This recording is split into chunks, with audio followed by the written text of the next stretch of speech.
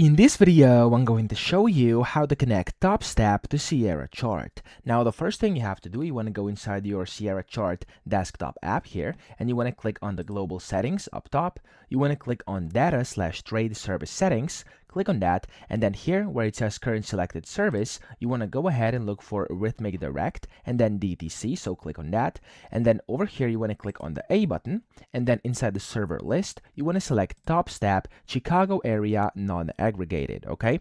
So when you do this over here, and when you find all this, click on it and click on A. You're going to have to scroll a bit, and then what's going to happen is basically under trading username and trading password, you will enter your Topstep trading account information as provided in your credentials email, okay? The password will start with TST, okay? So that's what they say on the website, and you will be able to enter in the same username and password for the market data and historical data, okay? So just go ahead, type in your trading username and password over here, and then just basically do the same over here and the same over here as well.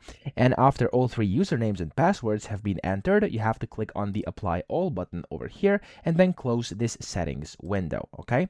So in order to basically connect properly, you also must make sure that trade simulation mode is disabled. And the way you can do this is you want to go to the trade tab up here, and then you want to look for trade simulation mode, which is up top, and you want to make sure this actually is off. So make sure you turn this off like that. It shouldn't have a check mark. And then to connect, you want to go to the file tab on the top left. You want to click on connect the data feed over here, and this is basically going to connect you to the data feed. And then the status bar on the top left over here is going to turn green when you connect to your Topstep trading account. So that's how you do it. I hope this video helped you out. If it did, please subscribe to the channel and help me out as well.